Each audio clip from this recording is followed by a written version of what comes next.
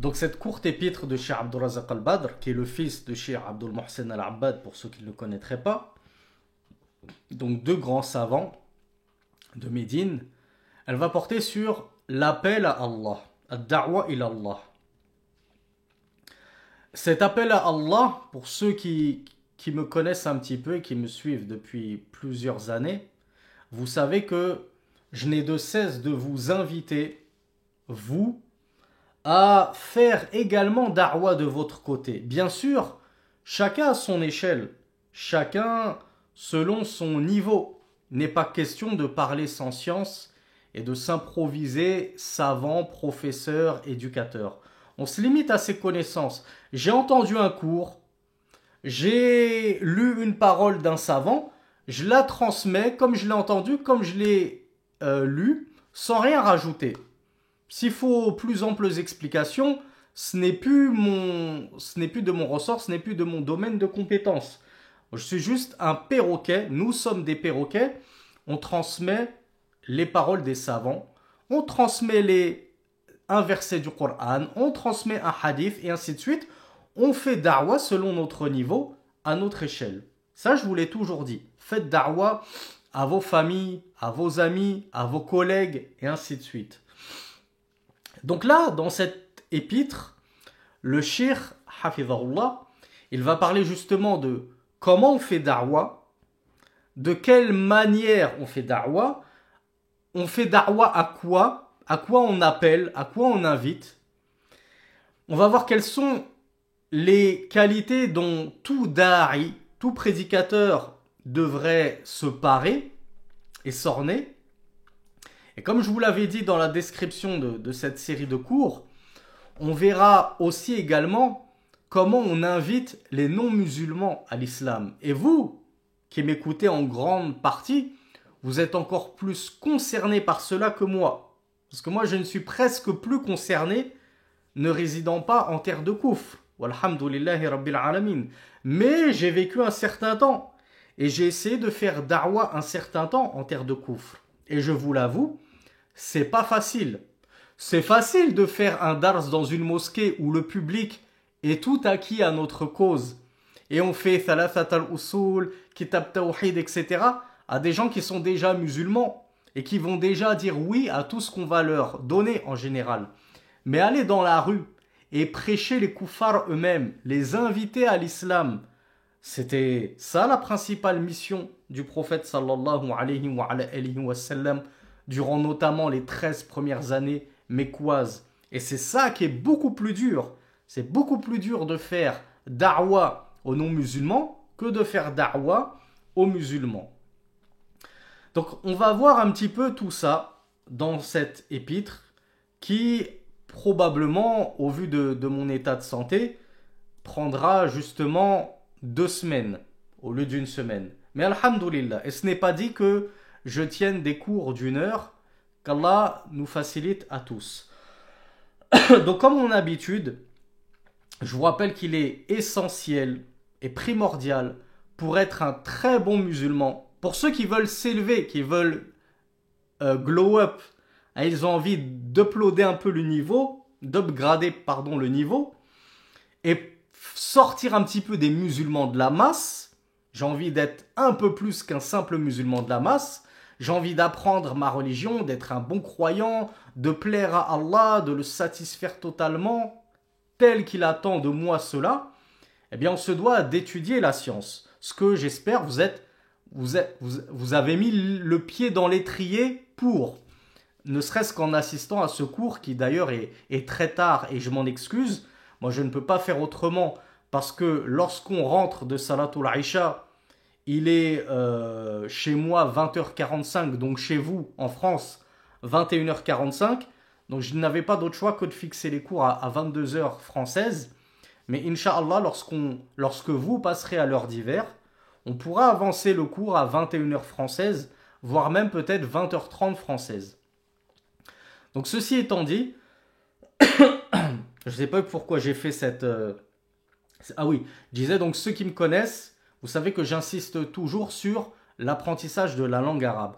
Vous ne pourrez vraiment devenir de bons serviteurs d'Allah en étudiant correctement votre religion, en comprenant correctement l'islam et toutes ses branches, la croyance, le hadith, le Coran, qu'en ayant la langue arabe. Donc il est essentiel que dès maintenant, vous mettiez au moins la niya, au moins l'intention. Et là, on est dans une période de rentrée des classes, ça ne fait qu'un mois et demi. Donc n'hésitez pas à courir, prendre des cours de langue arabe, à vous inscrire. Vous verrez à quel point il y a un avant-après la langue arabe. Déjà, vous n'aurez plus besoin de moi.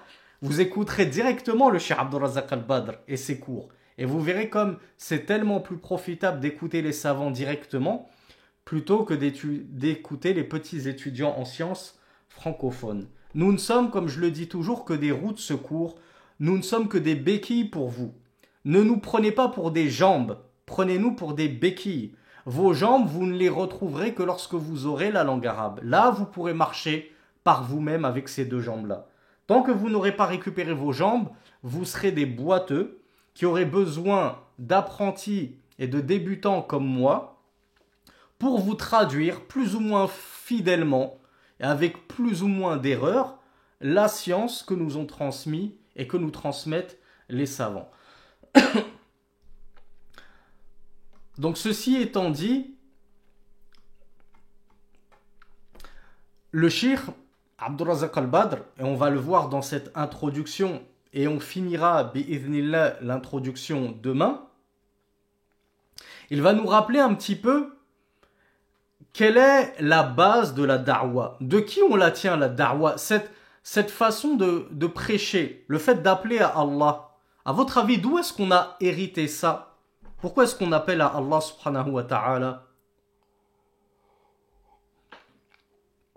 Alors, le frère Dhun Nurayn nous dit du messager d'Allah, et c'est Ismaïl et Bint Amin notamment, qui m'ont apporté la vraie réponse, c'est des messagers d'Allah.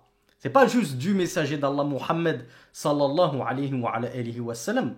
Avant lui, la da'wa existait. Tous les messagers, tous les prophètes ont fait da'wa. Donc nous, lorsque l'on fait da'wa, lorsqu'on invite les gens à l'islam, et lorsque ceux qui ont répondu favorablement à l'islam, les musulmans, on les invite à mieux pratiquer leur religion, s'instruire davantage dans leur religion, on ne fait que marcher dans les pas des prophètes sallallahu alayhi wa sallam. On ne fait que les imiter, on ne fait que perpétuer ou perpétrer, je ne sais plus comment on dit, leur héritage. Donc voilà pourquoi le cheikh, dès l'introduction, il nous parle de ahammiyatu da'wa ila Allah wa hajatil bashariya ilayha. Donc je vous avais fait cette introduction sur la langue arabe pour vous rappeler que pour vous forcer à étudier la langue arabe et pour que vos oreilles s'habituent à entendre la langue arabe, je lis toujours les propos des savants dans leur texte originel, dans leur langue source, c'est-à-dire l'arabe. Et ensuite, j'essaie de vous traduire leurs propos. Donc pour perpétuer, comme vous m'avez corrigé, la tradition des envoyés, nous aussi, on essaye chacun à notre échelle d'appeler à Allah. Donc le cheikh, hafidhahullah, nous dit « La shakka anna ad-da'wa ila Allah min ahammil wajibat ad-diniya » Observez bien le terme « wajibat ». Le cheikh nous dit « Il ne fait aucun doute que l'appel à Allah, il fait partie des plus importantes, il fait partie des plus importantes obligations religieuses. » Donc, c'est une obligation religieuse de faire da'wa à Allah. Déjà, une obligation qu'on appelle fardu kifaya, c'est déjà une obligation collective. Il faut au moins qu'il y ait un groupe de notre umma qui part étudier la science, puis qui revient nous transmettre la science. On ne va pas obliger les ignorants, les analphabètes, les gens dans les déserts les plus reculés qui ne connaissent rien à la science, à faire eux aussi da'wa, en disant la da'wa c'est obligatoire pour tout le monde. Non, c'est un fard kifaya. Mais nous qui sommes, comme je vous le dis toujours, des borgnes au pays des aveugles. Nous, on est en France, on est en Belgique, on est même au Sénégal. Je me permets de parler du Sénégal parce que, d'après les statistiques sur YouTube, le troisième pays qui me suit le plus en termes de visionnage, c'est le Sénégal. Donc je passe un grand salam à tous mes frères et toutes mes sœurs qui me suivent depuis le Sénégal. Et j'aime très fort mes frères et mes sœurs du Sénégal. Et je suis en contact avec certains d'entre eux qui me racontent malheureusement des choses épouvantables et très tristes. Faut pas penser que parce que le Sénégal c'est un pays d'islam, une terre d'islam, ça veut dire que tout va bien au Sénégal. Il y a malheureusement beaucoup d'innovations. Il y a même beaucoup de polythéisme, d'associations, beaucoup d'hérésies. Donc mes frères et mes sœurs, que ce soit sénégalais, que ce soit maliens, que ce soit marocains, algériens, français, belges, etc. Un petit peu partout dans le monde.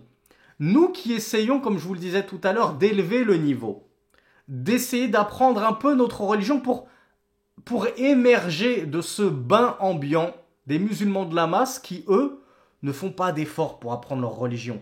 Ils se contentent de suivre comme des moutons les traditions de leurs ancêtres. Ah, mais moi j'ai toujours vu mes grands-parents prier comme ça, sans chaussettes, assis sur une chaise, alors que lorsqu'il s'agit de faire ses courses sur le marché, je suis capable de tenir 2 heures debout, à choisir patiemment ma pastèque et mon melon, et ainsi de suite. Donc, partout où nous nous trouvons, nous qui essayons d'être des apprentis étudiants en sciences, qui voulons satisfaire notre Créateur, on est en train de gagner un œil par cette étude de la science. On était aveugle, on est sorti du ventre de notre mère ignorant, complètement aveugle en termes de science. Puis par l'étude de la science, on va gagner un œil. Mais autour de nous, les gens sont toujours aveugles, ils n'ont toujours pas leurs 2 yeux. Ils ne comprennent même pas, pour la grande plupart d'entre eux, ce que signifie La ilaha illallah. C'est la pierre angulaire de notre religion. C'est le premier pilier de l'islam. Professer l'unicité d'Allah. Mais quand on leur demande quelle est la signification de La ilaha illallah, vous verrez à quel point ils pataugent, à quel point ils balbutient, à quel point ils bégayent, parce qu'ils n'en connaissent pas les réponses. Alors ne les interrogez même pas sur le chapitre des ablutions. Ne leur parlez même pas de zakat. Une grande partie ne la sort même pas. Alors que dire d'en connaître les tenants et les aboutissants, les conditions et ainsi de suite. Donc nous sommes des aveugles au pays des... Nous sommes des borgnes au pays des aveugles. Et par cet œil-là, il convient que on fasse da'wa à notre échelle. Parce que si même nous, sous prétexte qu'on n'est pas des savants, on n'a pas atteint le stade de cheikh, etc., eh bien si même nous, on s'abstient de transmettre le peu de connaissances qu'on a reçues, mais qui va guider ces aveugles? Déjà nous, on a besoin de guider, on a besoin d'obtenir un 2e œil pour y voir plus clairement sur le chemin. On en a déjà un sur 2. Mais si on leur fait pas da'wa, qui va leur faire da'wa? C'est les savants d'Arabie, d'Égypte, des Émirats, qui ils vont venir comme ça passer des mois et des mois chez nous pour nous enseigner patiemment en langue arabe, alors qu'on ne comprend même pas cette langue. Donc on est obligé nous-mêmes, dès qu'on a acquis un minimum de science, de transmettre ce minimum de science. Et j'ai bien dit, la science, on ne transmet pas l'ignorance. Si je ne suis pas sûr de ce que je vais dire et de ce que je vais transmettre, je m'abstiens alors. Je ne transmets que la science que j'ai maîtrisée, que j'ai moi-même étudiée. D'où le fait qu'il y a un dicton arabe qui dit « Faqidu shay la yu'ti ». Celui qui ne possède pas une chose ne peut pas la donner. Donc si moi, je ne possède pas la science de la prière, je possède juste la science des ablutions, pour l'instant avec mon professeur, je suis arrivé jusque-là, chapitre des ablutions. Je ne vais pas commencer à donner des cours sur la prière aux gens de ma famille, à mes amis, à mes collègues. Donc dès que j'ai appris quelque chose et que je l'ai maîtrisé, je le transmets tel que je l'ai appris, sans rien ajouter. Quand j'aurai plus de science, je me permettrai de transmettre davantage. Donc, cette transmission de la science, c'est une obligation. Et le cheikh Abdurrazzaq al-Badr, hafidhahullah, nous rappelle même que ça fait partie des plus grandes obligations, des plus grandes importantes obligations religieuses. Wa min ajallil qurbat. Et lorsque je transmets la science, est-ce que je suis récompensé? Est-ce que je prends des hasanat? juste pour avoir répété comme un mouton ce que j'ai appris de mon professeur, bien entendu.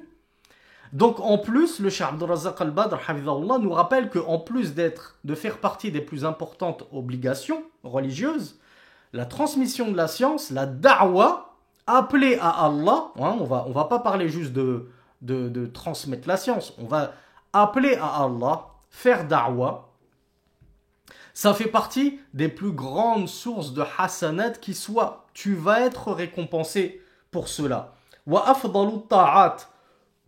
Donc ça fait partie des meilleurs actes d'obéissance par lesquels tu pourras satisfaire ton Seigneur. Donc ne te prive pas d'inviter tes collègues, tes camarades de classe, les gens de ta famille, tes voisins à Allah subhanahu wa ta'ala, à l'islam. N'aie pas honte. Parce que si chacun se dit oh la honte, la honte, la honte, qui va les appeler à l'islam? Comme je vous l'ai dit, les chouyours sont dans leur pays. Ils vont pas se déplacer juste pour ton voisin. Donc à toi de prendre tes responsabilités. C'est en appelant les gens à Allah que le chemin de la vérité, la voie du vrai, se distingue de la voie du faux. Mais si personne n'appelle à Allah, comment les infidèles vont connaître le vrai du faux? Comment est-ce qu'ils vont découvrir l'islam? Avec BFM TV? Avec CNews? Si c'est pas toi qui leur montre ce que c'est que le véritable islam, et qui était vraiment le messager de l'islam, Mohammed sallallahu alayhi wa sallam, aux antipodes de l'image terrible et ternie qu'ont dressé de lui les médias français ou francophones. Bien, si tu ne fais pas ce devoir de rétablissement de la vérité, qui va ouvrir les yeux à ces infidèles? Donc on se doit de faire da'wa chacun à notre échelle afin que le vrai se distingue du faux. Et le Coran est justement notre principal outil pour éclaircir aux gens la vérité de l'égarement. Al-Ray min al-Rushd, wal-Khata min al-Sadad, wal-Salah min al-Fasad, wa hiya wadhifatu ar-Rusul. Donc cette da'wa par laquelle le vrai va se distinguer du faux, l'égarement va se distinguer du droit chemin, l'erreur va se distinguer de ce qui est correct et authentique, la vertu va se distinguer de la perversité, nous dit le Cheikh Abdurrazzaq al-Badr. Tout cela sont les fruits bien mûrs que vont porter la da'wa à Allah subhanahu wa ta'ala.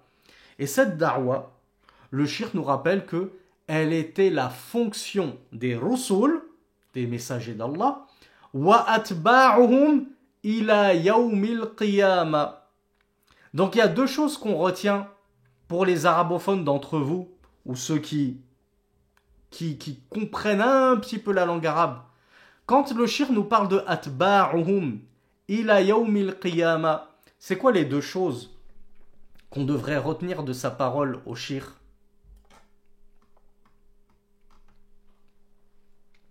Alors Bintamin nous dit ceux qui les suivent. Qui sont ceux qui suivent les Rusul? Les Sahaba? Ceux qui suivent, ne sommes-nous pas, ne prétendons-nous pas, nous, vous et moi, suivre les messagers d'Allah, et en tête desquels le prophète Mohammed sallallahu alayhi wa sallam? Donc le cheikh nous explique que cette da'wa, cet appel à Allah, c'est la mission des messagers, mais pas que eux. C'est pas réservé uniquement aux messagers d'Allah. Cette charge de da'wa, d'appel à Allah, il nous dit, et ceux qui suivent les messagers, c'est-à-dire les croyants sincères qui suivent fidèlement les messagers, on doit, nous aussi, en tant que suiveurs des messagers, marcher dans leurs pas. Appelé à Allah subhanahu wa ta'ala. Ça ne s'arrête pas, comme je l'ai lu dans certaines de vos réponses, aux pieux prédécesseurs. Ouais, les suiveurs des messagers, c'est les pieux prédécesseurs. C'est vrai et c'est faux dans le sens que la mission de Da'wa ne s'est pas scellée avec la fin et l'avènement des pieux prédécesseurs. Après les pieux prédécesseurs, les salafs, sont venus les khalaf, les successeurs. Mais eux aussi, ces successeurs, ils doivent continuer cet effort de da'wah. D'où la parole du Cheikh Abdul Razak al-Badr, hafizahullah. La da'wah, c'est la charge des messagers et de leurs suiveurs jusqu'au jour de la résurrection. Même aujourd'hui, en 1447 et en Europe en 2025, on doit continuer, si on estime suivre fidèlement les envoyés, on doit continuer leur travail. On doit poursuivre cet effort qu'ils ont fait d'appel à Allah. On doit continuer, ne jamais cesser d'appeler à Allah subhanahu wa ta'ala. En effet, le cheikh nous dit, certes Allah subhanahu wa ta'ala a envoyé ses messagers en tant que du'at. Alors, dans chaque cours, j'apprends quelques mots de langue arabe. Parce que l'apprentissage d'une langue, ce n'est rien d'autre que l'apprentissage de mots mis bout en bout, composant des phrases. Donc, du'at, pluriel de da'i, qui signifie alladhi yad'u, celui qui invite, celui qui appelle. Donc, ad-da'i, c'est le prédicateur, c'est celui qui appelle à Allah. Donc, ad-du'at, ce sont les prédicateurs, ceux qui appellent à Allah. Donc, le shirk nous rappelle que les messagers d'Allah, subhanahu wa ta'ala, c'était des du'at, c'était des prédicateurs à Allah, subhanahu wa ta'ala. Wahuda, wahudatan li'ibadihi. Donc, ils appelaient à la religion d'Allah et ils guidaient les serviteurs d'Allah. Donc, l'une des missions des messagers, c'est d'appeler à Allah et de guider les serviteurs d'Allah. Nous ne sommes pas comme certaines communautés dont je tairai le nom pour ne pas vous faire de problème. Et nous sommes, oui, prosélytes. Nous le revendiquons. Et nous n'avons pas honte de le dire. Bien sûr, nous sommes prosélytes. On appelle à notre religion. On invite à notre religion. Pas avec le couteau sous la gorge. Parce que فَمَنْ شَاءَ فَلْيُؤْمِنْ وَمَنْ شَاءَ فَلْيَكْفُرْ. Quiconque le désire, qu'il croit. Quiconque le désire, qu'il mécroit. Nous, on invite les gens à l'islam. On les appelle à la vérité. Ensuite, la guidée est entre les mains d'Allah. Tu veux croire en ce message de vérité qu'on t'a apporté, tant mieux pour toi. Tu ne fais que profiter à ta propre âme. Nous, tu ne nous apportes rien. Moi, en tant que prédicateur, est-ce que je prends des sous à tous ceux que j'ai invités à l'islam et qui ont répondu favorablement? Je leur dis attention, hein, pour entrer en islam, il faut me donner 100 € parce que c'est moi qui vous ai invité. Normalement, non. D'ailleurs, cette série de cours, elle est gratuite de base, on est d'accord. Ceux qui ont voulu m'aider, d'ailleurs, je les remercie énormément. Ils l'ont fait de bonté de cœur et par charité d'âme, mais je n'ai forcé personne. Eh bien, en islam, on ne force personne. Tu veux croire, tant mieux pour toi, tu n'es bénéfique que pour toi-même. C'est toi qui es en train de te sauver du feu en adhérant au message de l'islam. Mais tu ne veux pas croire. De la même façon, tu ne nous nuis nullement. Et tu ne nuis pas à Allah en restant dans ton kufr, dans ton infidélité. Donc nous ne sommes chargés que d'éclaircir le droit chemin aux gens.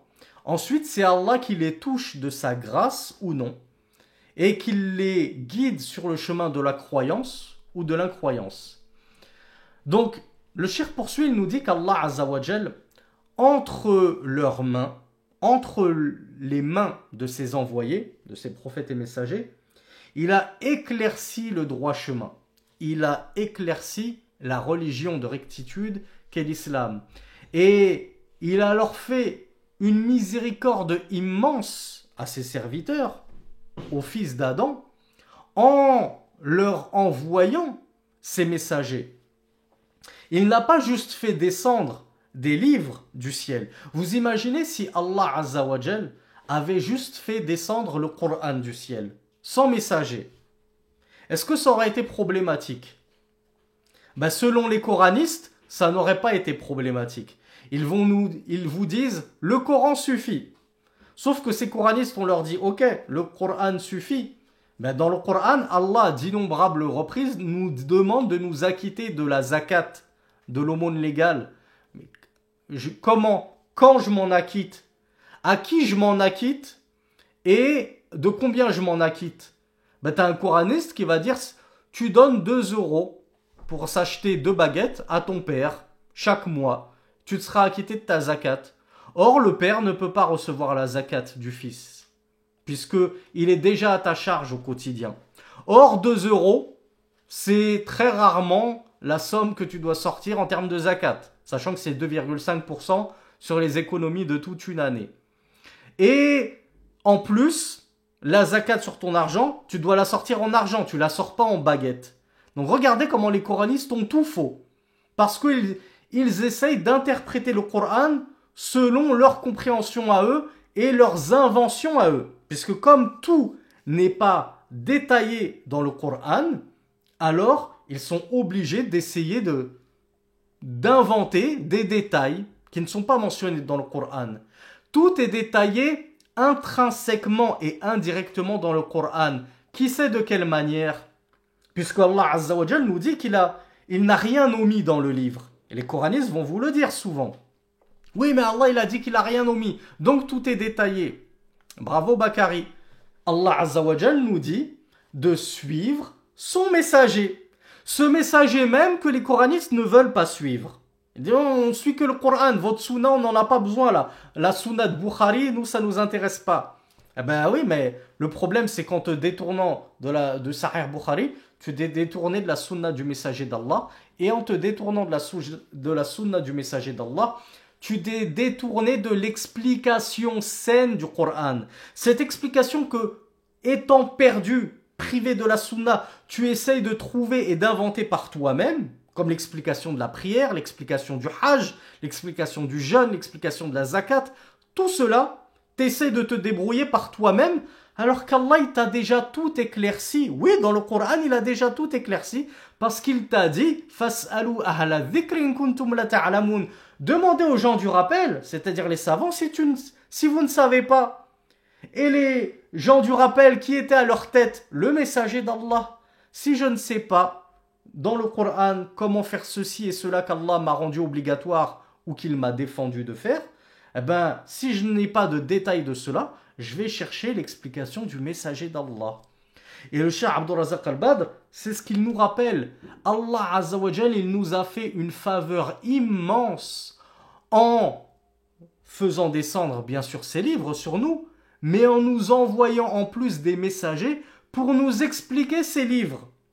Pour ce qui pourrait être contenu dans ces livres de choses absolues et vagues, les messagers sont là pour restreindre la portée, expliquer la portée détaillée, ce qui a été trop généralisé. C'est leur fonction, c'est leur mission.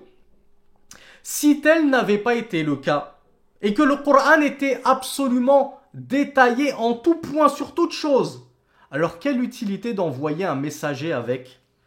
Que ce messager accompagne le Coran, passe 23 ans de sa vie auprès de son peuple. Ben c'est bon, chacun prend le Coran, on le lit, tout est éclairci de A à Z, la prière du takbir jusqu'au taslim et ainsi de suite. Ben on n'a pas besoin de messager. Même sujud as-sahw, je vais le trouver dans le Coran, puisque tout est absolument détaillé. Mais non, Allah il a envoyé le Coran qui tient en une 600aine de pages. S'il avait dû tout détailler de tous nos rites, mais le Coran, ce serait une encyclopédie de 6000 pages ou plus.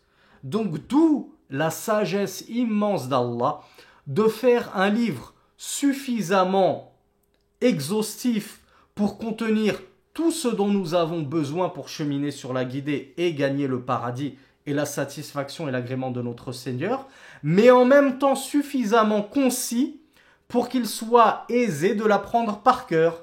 Parce que si le Coran détaillait tout de A à Z en 6000 pages, 12 000 pages, 20 000 pages, qui d'entre nous parviendrait à mémoriser le Coran? Et c'est par la mémorisation du Coran, par la grâce d'Allah en tout premier lieu, puis par la mémorisation du Coran, par les mémorisateurs du Coran, qu'Allah subhanahu wa ta'ala a préservé et sauvegardé cette religion. des déviances, des manipulations, des altérations. Ce qui n'a pas été le cas des communautés avant nous. Allah ne s'était pas chargé et engagé de préserver leurs livres et leur religion. Mais par contre, l'islam, Allah s'est chargé de préserver son livre et sa sunna, et donc notre religion de l'islam. Il y aura toujours, comme l'avait dit le messager d'Allah sallallahu alayhi wa sallam, un groupe de sa communauté triomphant sur la vérité. On est sur l'islam authentique. Ahlus Sunnah wal Jama'a. On n'a pas dévié d'un empan. On est sur la même religion que le messager d'Allah. Et il y aura toujours un groupe, peu importe les années qui passeront, les centenaires, les millénaires, il y aura toujours une faction dans notre religion de musulmans cramponnés au kitab ou à sunnah fidèlement, tels que l'étaient les pieux prédécesseurs. Et c'est ainsi qu'Allah préserve notre religion de disparaître totalement. Alhamdulillah, l'islam orthodoxe, authentique, tel qu'il est descendu sur le prophète Mohammed sallallahu alayhi wa sallam, oui, jusqu'à aujourd'hui en 2025-1447, existe toujours. Et il est justement enseigné par les gens de Ahlus Sunnah wal Jama'a, les gens de la Sunna et du groupe. Donc le shir nous rappelle qu'Allah subhanahu wa ta'ala akrama al-ibad. Il a vraiment fait une faveur immense et il les a honorés, ses serviteurs, bi ba'thir rusul, par l'envoi des messagers ilayhim, li yu'arrifu tafasila dinihi, afin que ces messagers enseignent aux serviteurs d'Allah les détails de sa religion. Allah il nous a dit de prier, il nous parle du soujoud, il nous parle du ruku', donc il nous parle de l'inclinaison, de la prosternation dans le Coran, c'est vrai, mais tout n'a pas été mis dans l'ordre. Du coup, moi, je fais comment? Est-ce que c'est d'abord la prosternation ou c'est d'abord l'inclinaison? Et des prosternations, il y en a combien dans la prière? 1, 2, 4, 6? Les messagers ont été envoyés pour tout détailler. Et cela afin que les serviteurs d'Allah puissent adorer Allah avec clairvoyance. Et il n'y a pas de clairvoyance sans science. L'ignorant qui s'est détourné de la science ne cheminera jamais sur un chemin de clairvoyance. Et cette clairvoyance, justement, les coranistes qui commencent à pulluler sur les réseaux sociaux et notamment sur TikTok, ça devient maintenant une secte qui prend de plus en plus d'ampleur, eh bien ils en sont totalement dépourvus et privés de clairvoyance. Ils adorent Allah sans science, sans guidance, parce qu'ils se sont notamment détournés de la sunna. Et par l'envoi des messagers, les serviteurs d'Allah vont savoir qu'est-ce qui leur a été commandé de respecter comme obligation, également afin qu'ils cessent et qu'ils se détournent de tout ce qu'Allah leur a interdit comme interdit. Et cela toujours avec science et clairvoyance.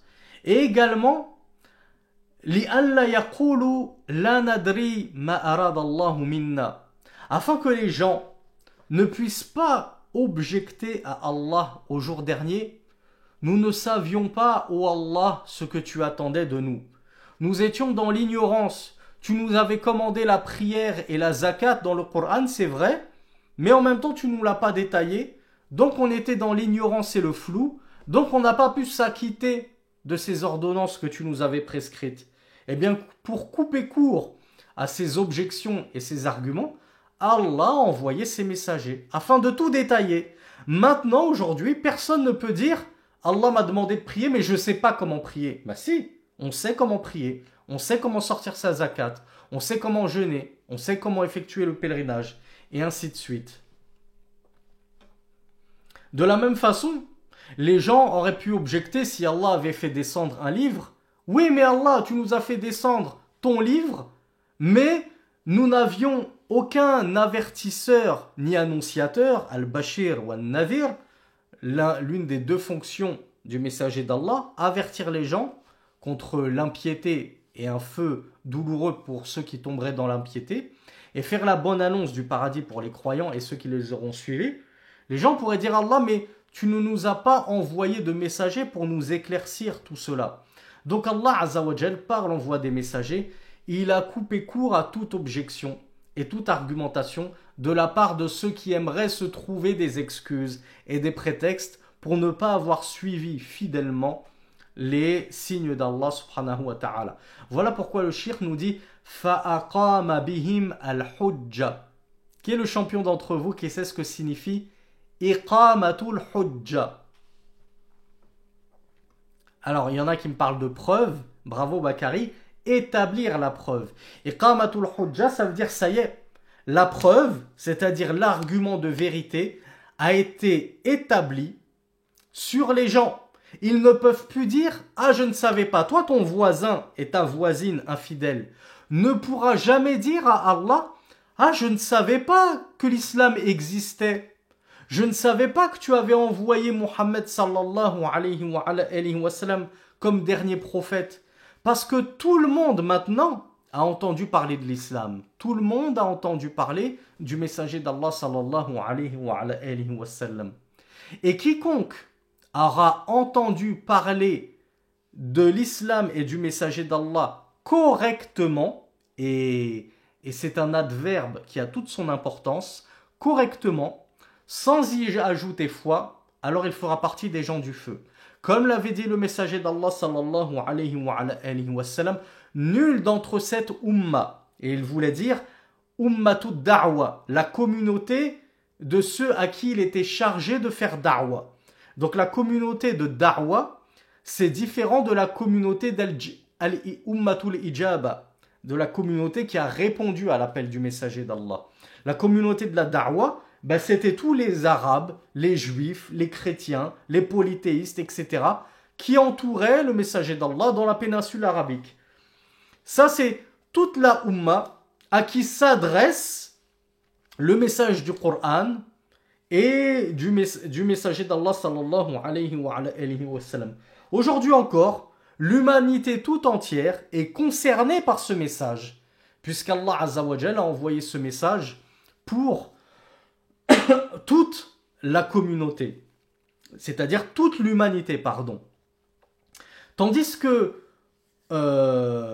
Ummatul Ijaba, c'est uniquement ceux qui ont répondu favorablement au messager d'Allah sallallahu alayhi wa sallam en ajoutant foi en le message de l'islam.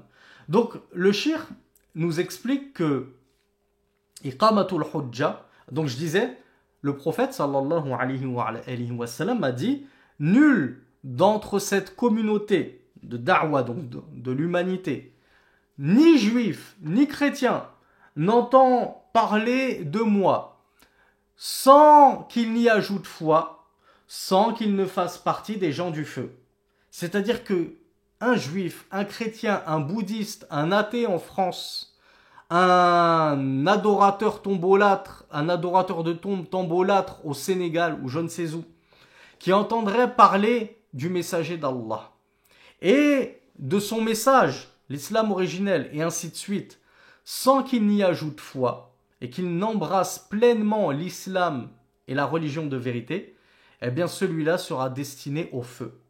Voilà pourquoi, on le dit toujours, il n'y a pas de RIP pour les infidèles. Il n'y a pas de rest in peace, repose en paix, parce qu'ils ne connaîtront pas la paix. Ils sont voués au feu.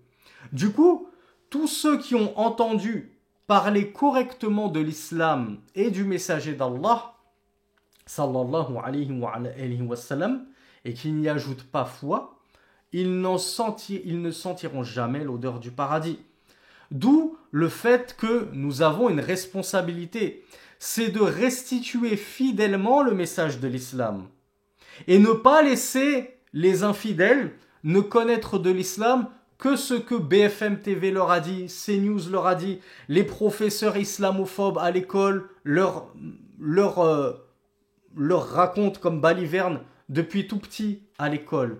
Même si, comme le répète très souvent Cheikh Salih Al-Fawzan, et c'est un avis qui a beaucoup de poids, depuis l'avènement du Coran et la descente du Coran, uqimatil hujja.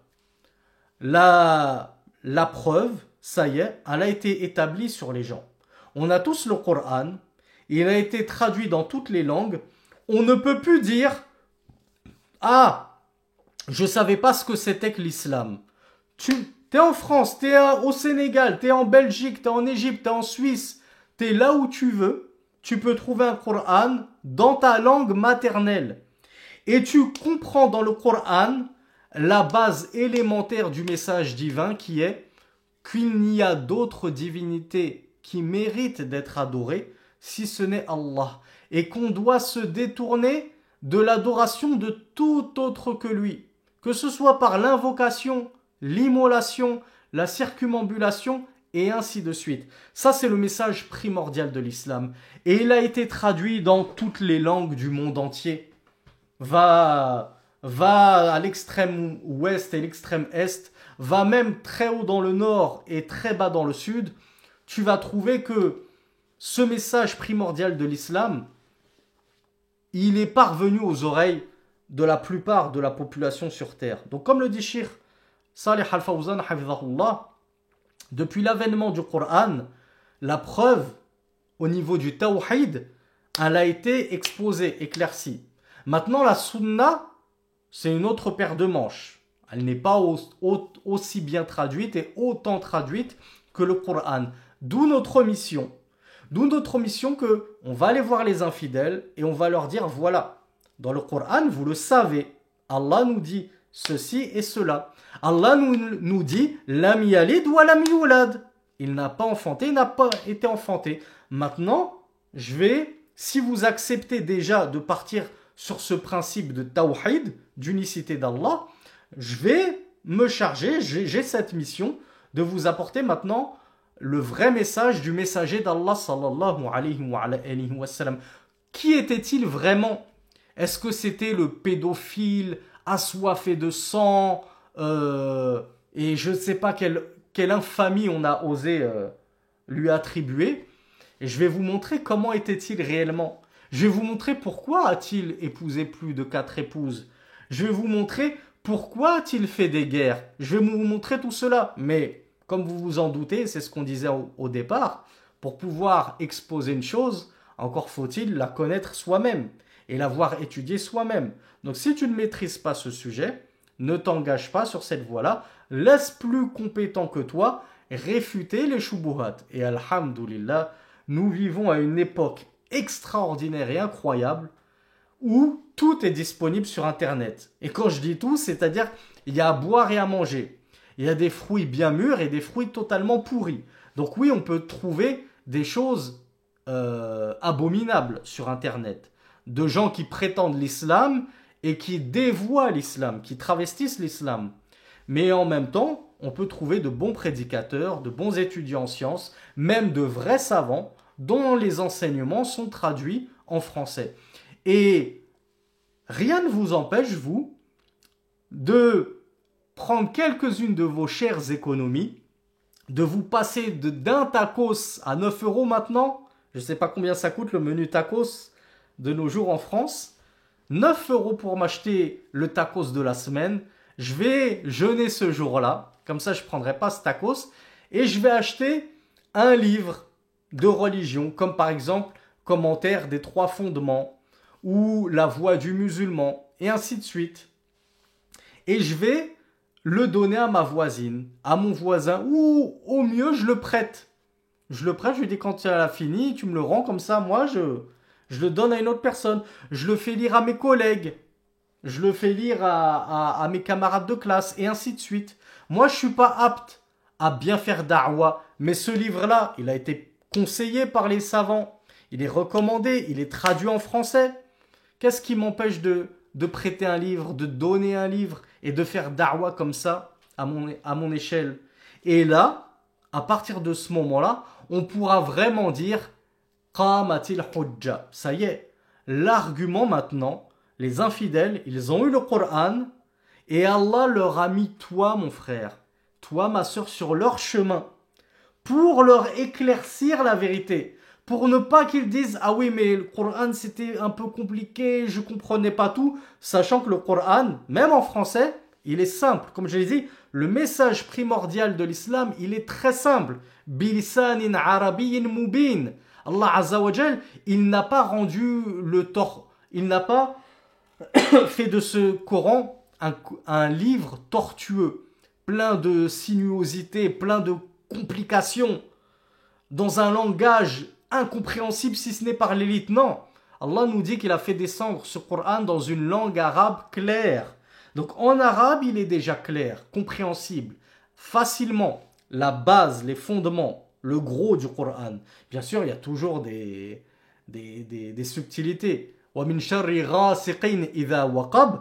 Si je demande à un arabophone aujourd'hui, en 2025, non musulman, qu'est-ce que ça... On va à notre ami Hussam Messiha, on lui demande qu'est-ce que ça veut dire غَاسِقٍ إِذَا وَقَبْ, il va être perdu. C'est compréhensible. Il y a quelques passages du Coran qui peuvent être compliqués, des mots compliqués, mais ça ne veut pas dire que le Coran dans son ensemble est compliqué. Et en français, c'est encore plus simple. C'est carrément traduit dans notre langue maternelle.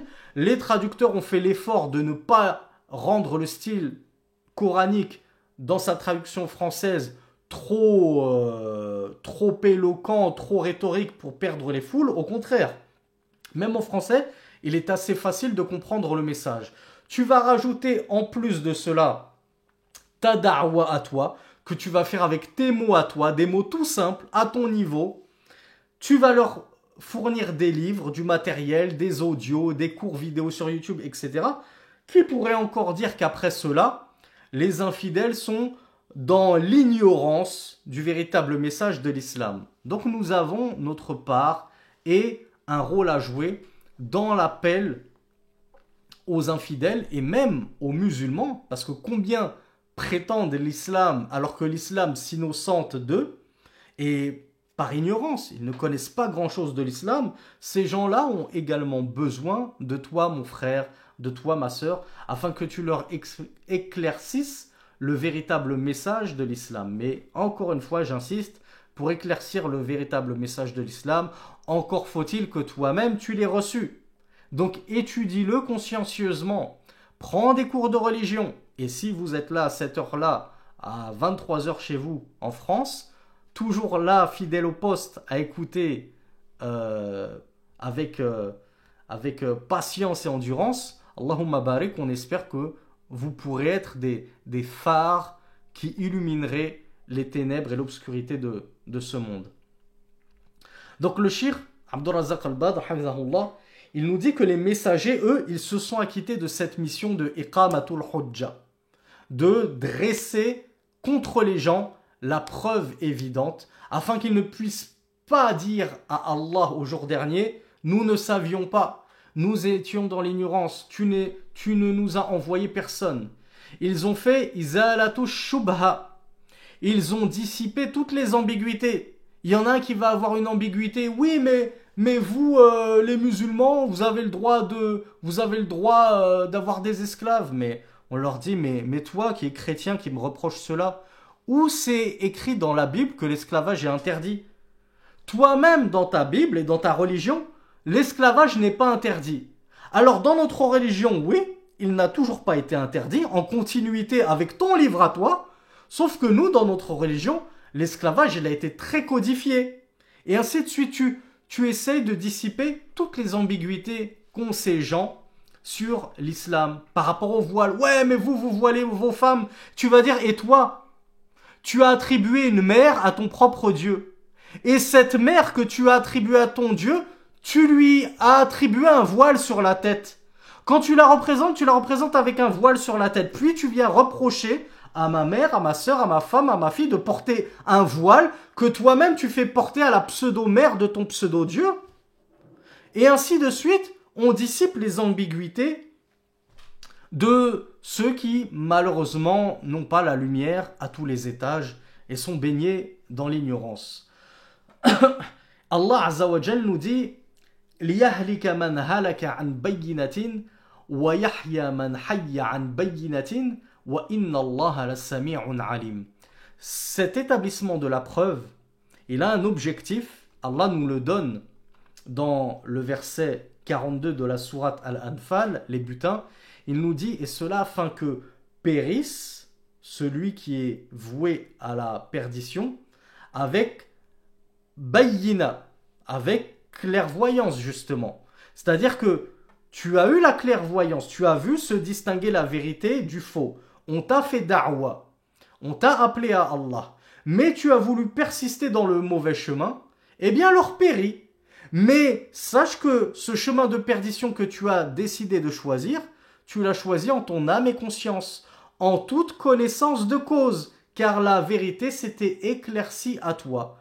Donc tu as choisi de t'engouffrer dans le chemin de l'enfer avec clairvoyance. Donc tu n'auras plus d'excuses devant Allah subhanahu wa ta'ala au jour dernier. Et de la même façon, celui qui vivra, c'est-à-dire qui vivra une bonne vie pleine de foi, alors il vivra avec clairvoyance. Il aura choisi en son âme et conscience, et avec clairvoyance, le droit chemin qui lui aura été éclairci.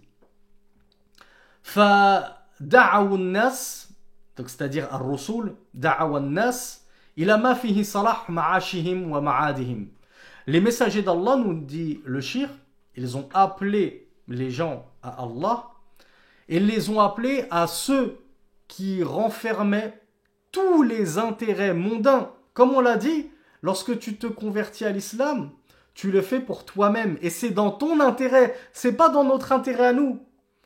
Sans vouloir être condescendant, on n'a pas besoin de toi. Toi qui es non musulman, qui hésite, est-ce que je me convertis ou pas? Sache qu'on n'a pas besoin de toi. On est déjà 1 milliard, 1,5 milliard, je ne sais pas. C'est pas à toi qui va te joindre à nous, qui va faire peser la balance d'un côté ou de l'autre. Que tu rentres dans notre grande famille et sache que tu seras toujours le bienvenu, ou que tu n'y rentres pas, ça ne change rien à nos oignons et ça ne va pas renforcer notre religion. C'est pas toi qui va venir apporter un nouveau souffle à notre religion. Donc, c'est dans ton intérêt à toi que tu te convertis à l'islam et que tu embrasses la vérité. C'est toi qui es en train d'échapper au feu. Donc les messagers ont appelé les gens à ceux qui contenaient tous les profits et tous les bienfaits et tous les intérêts, qu'ils soient mondains ou des intérêts dans l'au-delà. Puisque dans l'au-delà, tu auras un bon sort si tu t'es converti à l'islam. Tu auras le paradis éternel. Mais si tu as refusé l'islam, alors ce sera l'enfer éternel. Je rappelle que le paradis et l'enfer sont éternels. Et que les croyants iront au paradis éternellement et n'en sortiront jamais. Et que les infidèles, qui n'auront pas embrassé l'islam, iront en enfer et n'en sortiront jamais. Ils y résideront éternellement. Donc les messagers ont éclairci pour les serviteurs d'Allah ce qui contenait leur bien et leur bonheur. Et j'espère que vous, en tant que croyants, et comme je l'avais dit dans une publication sur les réseaux sociaux il n'y a pas si longtemps, même dans l'épreuve, vous arrivez quand même à savourer les bienfaits d'Allah, savourer les grâces d'Allah. Oui, c'est vrai, il m'a éprouvé par une grave maladie. Mais quand je me retourne et que je regarde autour de moi, je me rends compte qu'en fait, il y en a qui sont tellement plus éprouvés que moi. Après tout, moi j'ai mes 2 yeux pour voir et il y a des aveugles. J'ai une bouche pour parler et il y a des muets. J'ai des oreilles pour entendre et il y a des sourds. J'ai des jambes pour marcher, il y a des tétraplégiques et ainsi de suite.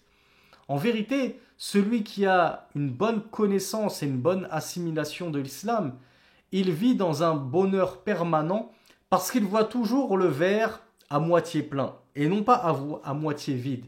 Et il sait qu'il a un Seigneur sur lequel il peut compter. Il a un Dieu qu'il peut invoquer en cas de détresse. Et il a surtout un Dieu qui s'est engagé à répondre à l'invocation de celui qu'il invoque. Donc, alhamdoulilah, choisir l'islam, c'est choisir tout le bien, qu'il soit mondain ou dans notre au-delà, et c'est accourir à la voie du bonheur. Et alhamdoulilah, c'est bien chez les musulmans qu'on trouve le moins de suicides, le moins de dépressifs. Regardez toutes ces stars de la chanson, du cinéma, qu'on croit heureuses, alors qu'elles sont toutes sous drogue, sous cocaïne, sous anxiolytiques, sous antidépresseurs, et dont une grande partie d'entre elles, lorsqu'elles vieillissent et qu'elles ne sont plus reconnues et célèbres, eh bien elle se suicide ou elle tombe en dépression ou je ne sais quoi. Les messagers d'Allah ont également averti leur peuple donc contre le fait de tomber dans la perdition et dans tout ce qui les amènerait justement à la perdition.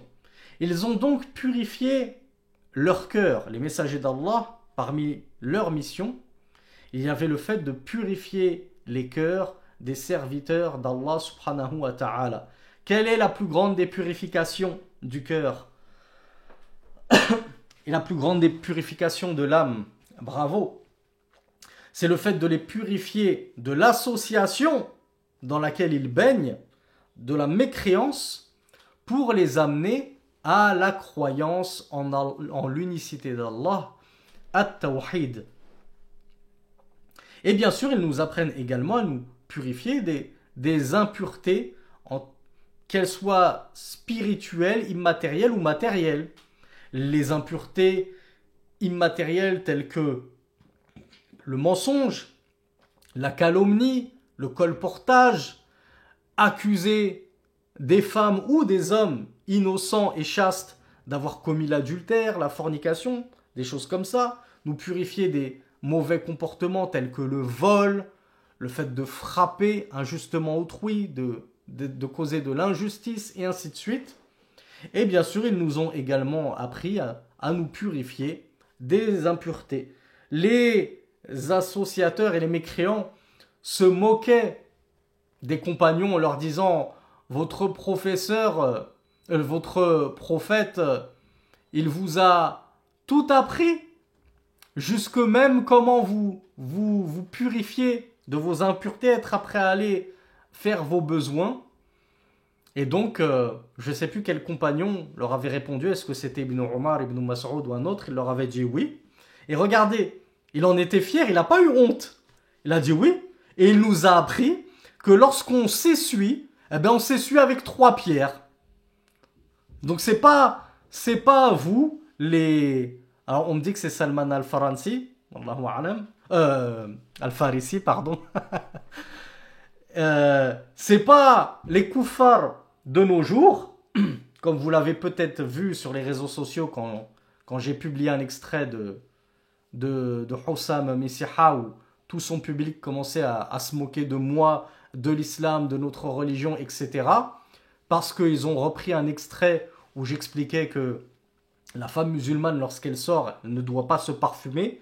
Donc chez eux, chez ces QI négatifs, l'opposé de ne pas se parfumer, c'est forcément sentir le chameau, sentir les excréments. Ils n'ont pas de juste milieu, ils ne connaissent pas l'hygiène.